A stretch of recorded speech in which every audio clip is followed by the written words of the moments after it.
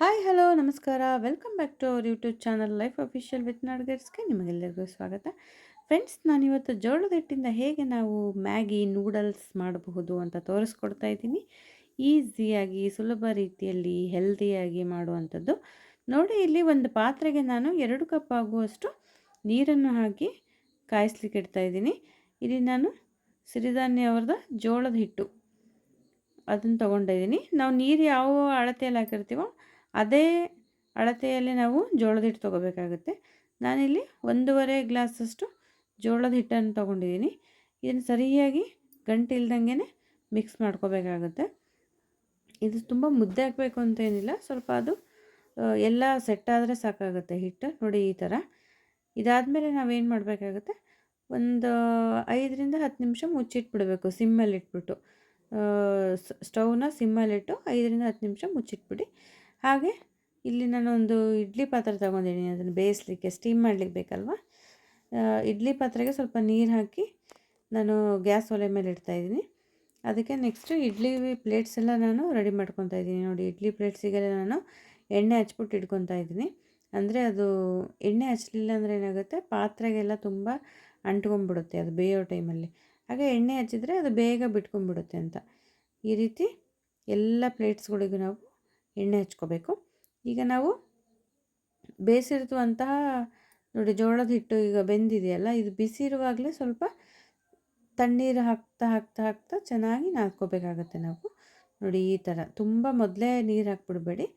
ಸ್ವಲ್ಪ ಸ್ವಲ್ಪ ಕೈಯಲ್ಲಿ ತೊಗೊಂಡು ಅದನ್ನು ಚೆನ್ನಾಗಿ ಮಿಕ್ಸ್ ಮಾಡ್ಕೊಳ್ಳಿ. ಎಲ್ಲದನ್ನು ಮಿಕ್ಸ್ ಮಾಡ್ಕೋಬೇಕಾಗುತ್ತೆ. ಸ್ವಲ್ಪ ಈ ಚಕ್ಲಿ ಹಿಟ್ಟು ಬರುತ್ತಲ್ವ, ಅದಕ್ಕೆ ಇದು ಬರಬೇಕಾಗುತ್ತೆ. ನೋಡಿ ಈ ಥರ ತುಂಬ ಚೆನ್ನಾಗಿರುತ್ತೆ, ಟೇಸ್ಟಿಯಾಗಿರುತ್ತೆ, ಹಾಗೆ ಹೆಲ್ದಿ ಕೂಡ. ಸಖತ್ ಟೇಸ್ಟಿ. ನಮ್ಮನೇಲಿ ಎಲ್ಲರಿಗೂ ತುಂಬ ಇಷ್ಟ ಆಯಿತು. ನೀವು ಒಮ್ಮೆ ಮಾಡಿ. ನಮ್ಮ ಚಾನಲನ್ನು ಸಬ್ಸ್ಕ್ರೈಬ್ ಮಾಡಲಿ ಮರಿಬೇಡಿ. ಬೆಲ್ ಐಕಾನ್ ಕ್ಲಿಕ್ ಮಾಡ್ಕೊಳ್ಳಿ. ನಾವು ಹಾಕೋ ಹೊಸ ವೀಡಿಯೋಗಳ ನೋಟಿಫಿಕೇಷನ್ಸ್ ಬರುತ್ತೆ. ನೋಡಿ, ಈಗ ನಾನು ಎಲ್ಲದನ್ನು ಸೆಟ್ ಮಾಡಿ ಇಟ್ಕೊಂಡಿದ್ದೀನಿ ಹಿಟ್ಟನ್ನು. ಈ ರೀತಿ ಒಂದೊಂದೇ ಉಂಡೆ ಮಾಡಿ ತೆಗೆದಿಟ್ಕೊಬೇಕು. ಹಿಂಗೆ ಈಸಿ ಆಗುತ್ತೆ ಅಲ್ಲ ನಮಗೆ ಒತ್ತಲಿಕ್ಕೆ. ಹಾಗೆ ನಾವೀಗ ಚಕ್ಲಿ ಒಳ್ಳು ತೊಗೊತಾ ಇದ್ದೀವಿ. ಚಕ್ಲಿ ಒಳ್ಳಲ್ಲಿ ನಾವೇನು ಮಾಡಬೇಕು, ಎಲ್ಲ ಸುತ್ತಲೂ ಎಣ್ಣೆ ಹಚ್ಬಿಡ್ಬೇಕು. ಅದರಲ್ಲಿ ಬಿಲ್ಲೆ, ನಾವು ಈ ಶಾವಿಗೆ ಮಾಡುವಂತಹ ಬಿಲ್ಲೆನ ನಾವು ಹಾಕಿ ನೋಡಿ ಈ ರೀತಿ ಎಲ್ಲದಕ್ಕೂ ಸುತ್ತಲೂ ಎಣ್ಣೆ ಹಚ್ಕೋಬೇಕು. ಯಾಕಂದರೆ ಇಲ್ಲಂದರೆ ಹಿಟ್ಟೆಲ್ಲ ಅಂಟ್ಕೊಂಡ್ಬಿಡುತ್ತಲ್ವ. ಹಾಗೆ ಎಣ್ಣೆ ಹಚ್ಬಿಟ್ಟು ನೋಡಿ, ನಾವು ರೆಡಿ ಮಾಡಿರುವ ಹಿಟ್ಟನ್ನು ಅದಕ್ಕೆ ಹಾಕಿ ಆ ಇಡ್ಲಿ ಪ್ಲೇಟ್ಸಲ್ಲಿ ನಾನು ಪ್ರೆಸ್ ಮಾಡ್ತಾಯಿದ್ದೀನಿ ಈ ಥರ. ನಿಮಗೆ ಸೈಜ್ ಯಾವ್ದು ಬೇಕೋ ಅದು ಮಾಡ್ಕೊಬೋದು. ತೆಳ್ಳದು ಬೇಕಾದರೆ ತೆಳ್ಳದು, ದಪ್ಪ ಸೈಜ್ ಬೇಕಾದ್ರೆ ದಪ್ಪ ಸೈಜ್, ನಿಮಗೆ ನೂಡಲ್ಸ್ ಯಾವ ಥರ ಇಷ್ಟ ಆಗುತ್ತೋ ಆ ಥರ ಈ ರೀತಿ ಎಲ್ಲ ಪ್ಲೇಟ್ಸ್ಗಳಿಗೂ ಮಾಡಿ ನಾನು ಬೇಯಲಿಕ್ಕೆ ಇಡ್ತಾಯಿದ್ದೀನಿ. ನೋಡಿ ಯಾವ ಥರ ಬರುತ್ತೆ ನೋಡಿ. ಇದು ಸ್ವಲ್ಪ ದಪ್ಪಂದಿದು, ಸೇಮಿಗೆ ಕಣ್ಣು ದಪ್ಪ ಇದೆ. ಇದು ಸಖತ್ ರುಚಿಯಾಗಿರುತ್ತೆ ಮಾತ್ರ. ನನಗೆ ತುಂಬ ಇಷ್ಟ ಆಯಿತು. ಆಮೇಲೆ ಹೆಲ್ದಿ ಅಲ್ವಾ ಜೋಳದ ಹಿಟ್ಟಿಂದ ಅಂತಂದರೆ. ನೋಡಿ ಈ ಥರ ಒಲೆ ಮೇಲೆ ಇಟ್ಟು ನಾವು ಒಂದು 20 ನಿಮಿಷ ಬೇಯಿಸ್ಕೋಬೇಕಾಗತ್ತೆ. ಆ ಸ್ಟೀಮ್ ಬರೋದು ಗೊತ್ತಾಗುತ್ತಲ್ವ.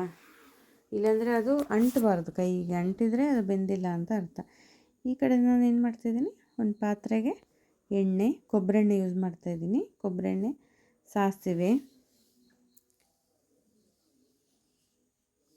ನೋಡಿ. ಸಾಸಿವೆ ಸಿಡಿದ ತಕ್ಷಣ ಉದ್ದಿನಬೇಳೆ ಹಾಕ್ತಾಯಿದ್ದೀನಿ, ಒಂದು ಚಮಚ ಉದ್ದಿನಬೇಳೆ. ಈರುಳ್ಳಿ ಹೆಚ್ಚಿಟ್ಕೊಂಡಿದ್ದೀನಿ ನೋಡಿ. ಸ್ವಲ್ಪ ನೆಲಗಡಲೆ ಹಾಕ್ತಾಯಿದ್ದೀನಿ. ಸಖತ್ ಟೇಸ್ಟಿಯಾಗಿರುತ್ತೆ ನೆಲಗಡಲೆ ಹಾಕಿದ್ರೂ. ಒಂಥರ ಇದು ನೂಡಲ್ಸ್ ಕಮ್ ಚಿತ್ರಾನ್ನ ಥರ ಸಖತ್ ಟೇಸ್ಟಿಯಾಗಿರುತ್ತೆ ನೋಡಿ. ಕರಿಬೇವಿನ ಸೊಪ್ಪು, ಹಸಿಮೆಣಸು, ಈರುಳ್ಳಿ ಇದೆಲ್ಲದನ್ನು ಹಾಕೋಬೇಕು. ಚೆನ್ನಾಗಿ ಮಿಕ್ಸ್ ಮಾಡಿಕೊಂಡು, ಹಾಗೆ ಸಣ್ಣದಾಗಿ ಹೆಚ್ಚಿರುವಂತಹ ಬಟಾಟೆ ಎಲ್ಲದನ್ನು ಹಾಕಿ ಎಣ್ಣೆಲಿ ಬಾಡಿಸಿ ಸ್ವಲ್ಪ ಉಪ್ಪು ಹಾಕ್ಕೊಳ್ಳಿ ಮೇಲೆ. ಅದರಲ್ಲೂ ಉಪ್ಪಿರುತ್ತಲ್ವ, ಇದಕ್ಕೂ ನೋಡಿ ಉಪ್ಪು ಹಾಕಿ, ಮತ್ತು ಇಲ್ಲಾಂದರೆ ಜಾಸ್ತಿ ಆಗಿಬಿಡುತ್ತೆ. ಆಮೇಲೆ ಸ್ವಲ್ಪ ಅರಿಶಿಣ ಪುಡಿ ಒಳ್ಳೆಯದಲ್ವ ಎಲ್ಲದಕ್ಕೂ ಯೂಸ್ ಮಾಡಿದ್ರೆ. ಹಾಗೆ ಒಂದು ಸ್ವಲ್ಪ ಅರಿಶಿಣ ಪುಡಿ ಹಾಕ್ಕೊತಾ ಇದ್ದೀನಿ. ಹಾಕ್ಬಿಟ್ಟು ಚೆನ್ನಾಗಿ ಮಿಕ್ಸ್ ಮಾಡ್ಕೊಳ್ಳಿ ಎಲ್ಲದನ್ನು. ಈಗ ನಮಗೆ ಶಾವಿಗೆ ಬೇಯಲಿಕ್ಕೆ ಇಟ್ಟಿರೋದೆಲ್ಲ ಆಗಿದೆ. ಈಗ ಒಂದೊಂದೇ ಪ್ಲೇಟ್ಸ್ ತೆಗೆದು ನಾವು ಸ್ವಲ್ಪ ಆರ್ಲಿಕ್ಕೆ ಬಿಡಬೇಕು. ಬಿಸಿ ಇದ್ದವಾಗ ತೆಗೆದ್ರೆ ಅದು ಎಲ್ಲ ಹರಿದೋಗ್ಬಿಡ್ತವೆ. ಸ್ವಲ್ಪ ಆರಿದ ಮೇಲೆ ಅದನ್ನೆಲ್ಲ ಬಿಡಿ ಬಿಡಿ ಬಿಡಿ ನೋಡಿ, ಆ ರೀತಿ ನಮಗೆ ಬಿಡಿ ಬಿಡಿ ಆದಾಗೆ ಬಂದುಬಿಡುತ್ತೆ. ನಮಗೆ ಕೈಯಲ್ಲಿ ಮುಟ್ಟಿದ್ರೆ ಸಾಕು ಬಿಡಿ ಬಿಡಿ ಬರುತ್ತೆ. ಈ ರೀತಿ ಇರೋದನ್ನು ನಾವು ಒಗ್ಗರಣೆಗೆ ಹಾಕಿ ನೀಟಾಗಿ ತುಂಬ ಪ್ರೆಷರ್ ಹಾಕದೆ ಮಿಕ್ಸ್ ಮಾಡಬೇಕಾಗತ್ತೆ. ತುಂಬ ಪ್ರೆಷರ್ ಹಾಕಬೇಡಿ ಆಯಿತಾ, ಇಲ್ಲಾಂದರೆ ಮತ್ತು ಅದು ಹಿಟ್ಟಲ್ವ, ಸಾಫ್ಟಾಗಿರುತ್ತೆ, ಮೆತ್ತಗಿರುತ್ತೆ. ಹಾಗೆ ಸ್ವಲ್ಪ ಹಗುರವಾಗಿ ಮಿಕ್ಸ್ ಮಾಡ್ಕೊತ ಬನ್ನಿ. ಲಾಸ್ಟಿಗೆ ಏನು ಮಾಡಬೇಕು, ಫೈನಲ್ ಟಚಪ್ಪಾಗಿ ಕೊತ್ತಂಬರಿ ಸೊಪ್ಪು ಹಾಗೆ ತೆಂಗಿನಕಾಯಿ ತುರಿಯನ್ನು ಹಾಕಿ ಮಿಕ್ಸ್ ಮಾಡ್ಕೋಬೇಕು. ಬೇಕಾದರೆ ನಿಮಗೆ ನಿಂಬೆಹಣ್ಣಿನ ರಸ ಹಾಕ್ಕೋಬೋದು, ಟೊಮೆಟೊ ಹಾಕ್ಕೋಬೋದು ಆಯಿತಾ. ಆ ಥರ ನೀವು ರುಚಿಗೆ ಏನಾದರೂ ಮಾಡ್ಕೋಬೋದು. ಈಗ ನೋಡಿ ನಮ್ಮ ಜೋಳದ ಮ್ಯಾಗಿ, ಜೋಳದ ನೂಡಲ್ಸ್ ರೆಡಿಯಾಗಿದೆ. ಸಖತ್ ಟೇಸ್ಟಿಯಾಗಿರುತ್ತೆ. ನೀವು ಮಾಡಿ ಕಮೆಂಟಲ್ಲಿ ತಿಳಿಸಿ ಹೇಗಿದೆ ಅಂತ. ನಮ್ಮ ವೀಡಿಯೋಸ್ಗಳನ್ನು ಶೇರ್ ಮಾಡಿ ಹಾಗೂ ಲೈಕ್ ಮಾಡಿ. ನೋಡಿ ನನ್ನ ಮಗಳು ತಿಂತಾ ಇದ್ದಾಳೆ, ಹೇಗಿದೆ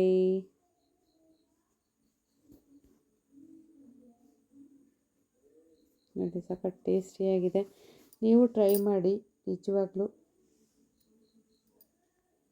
ತುಂಬ ಚೆನ್ನಾಗಿರುತ್ತೆ. ಮಕ್ಕಳಿಗಂತೂ ನೂಡಲ್ಸ್ ಬದಲು ಇದು ಮಾಡಿಕೊಟ್ರೆ ಹೆಲ್ದಿ ಅಲ್ವಾ. Thank you for watching.